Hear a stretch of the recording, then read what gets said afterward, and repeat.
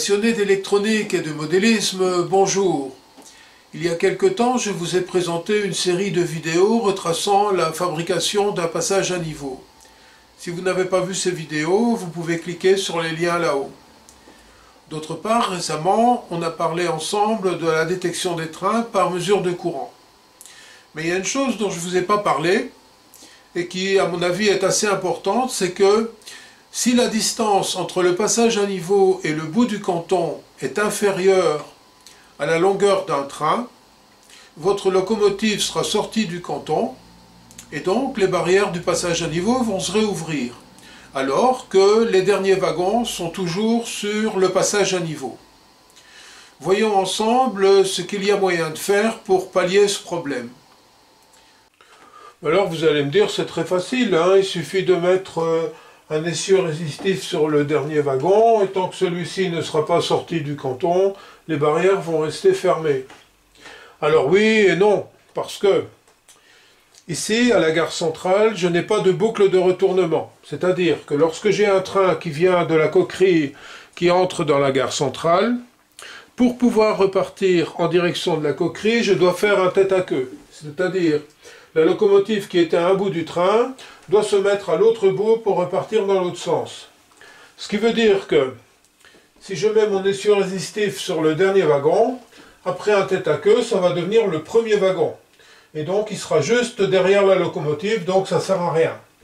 Alors vous allez me dire, bah, c'est pas compliqué, on en met un sur le dernier wagon et on en met un sur le premier wagon. Oui, mais il faut savoir que chaque fois que vous mettez une résistance en plus sur la voie, vous consommez du courant à partir de la centrale. Et donc, c'est mieux de garder le courant pour pouvoir piloter des locomotives plutôt que de mettre des essieux résistifs qui servent à rien. Donc l'idée, pour pallier ce problème, je vais mettre l'essieu résistif au milieu du train. C'est-à-dire, le train est composé de 10 wagons, et bien sur le 6e wagon, je mets l'essieu résistif. De plus, comme vous voyez, ce wagon il a une petite patine et donc il sera facilement reconnaissable. Si par exemple je dois couper le train en deux pour le stationner dans la gare centrale, et je pourrai remettre les wagons avec l'essieu résistif au bon endroit, c'est-à-dire au milieu du train.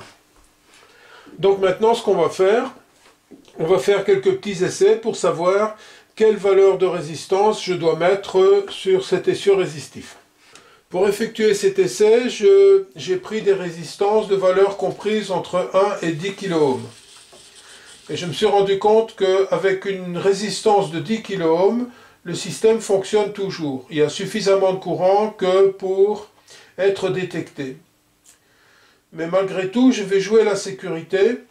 J'ai décidé de prendre une résistance de 2,2 kΩ, qui serait un bon compromis entre un fonctionnement sans faille, donc malgré d'éventuels mauvais contacts entre la voie et l'essieu, et le courant consommé par la résistance, qui dans ce cas-ci, donc dans le cas de 2,2 kΩ, sera à peu près de 9 mA.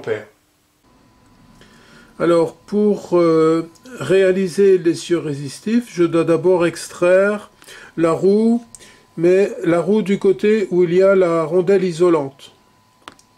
Donc pour ce faire, je vais utiliser ce petit extracteur que je vous avais présenté dans CTT02, c'est-à-dire la vidéo où je présente les composants et l'outillage que je trouve sur le web.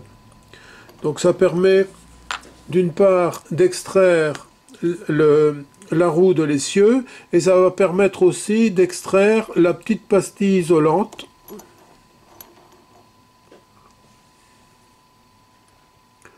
Pour peu que je le centre correctement. Voilà.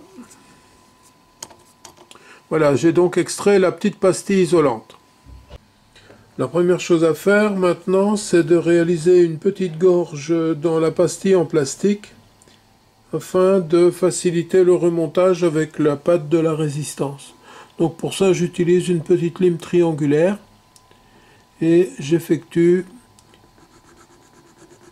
cette petite rainure. Voilà. Voilà, maintenant que c'est fait, il suffit de réintroduire la pastille en plastique avec la tige de la résistance dans la roue. Toujours grâce à ce petit extracteur. Voilà. Et donc ça permet d'avoir un très bon contact électrique entre la roue et le fil de la résistance. Il suffira de couper le fil à l'extérieur. Alors maintenant, je dois remonter la roue sur l'essieu. Donc d'abord, je l'ai légèrement enfoncé à la main, mais je dois pousser la roue un peu plus loin sur l'essieu.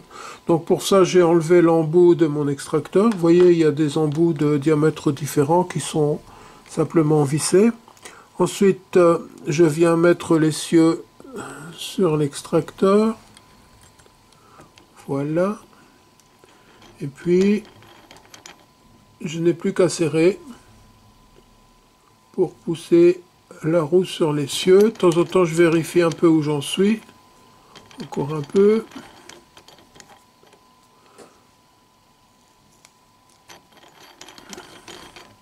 Et voilà, donc l'essieu est maintenant remonté avec une résistance qui est bien coincée entre la rondelle en plastique et la roue en métal.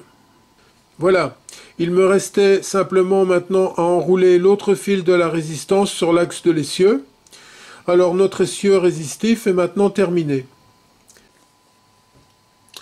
Voilà, l'essieu est maintenant réinstallé sur le bogie du wagon.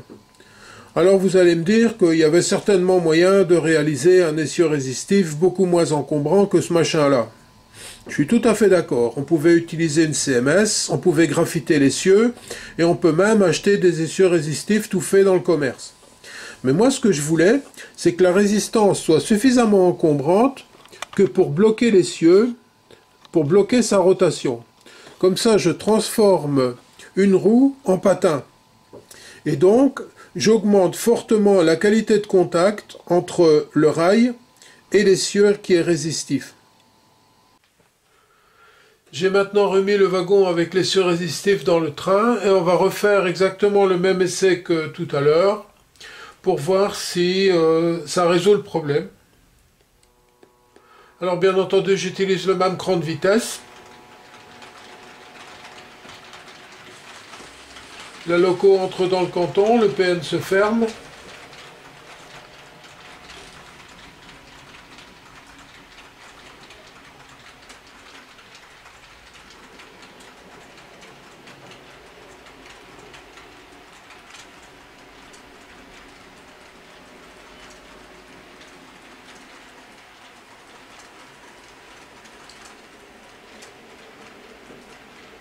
Voilà, la loco est sortie du canton et on voit que le PN reste fermé.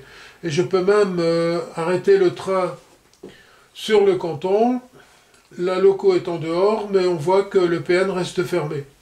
Il faudra que le wagon avec l'essieu résistif sorte du canton pour que le PN s'ouvre à nouveau.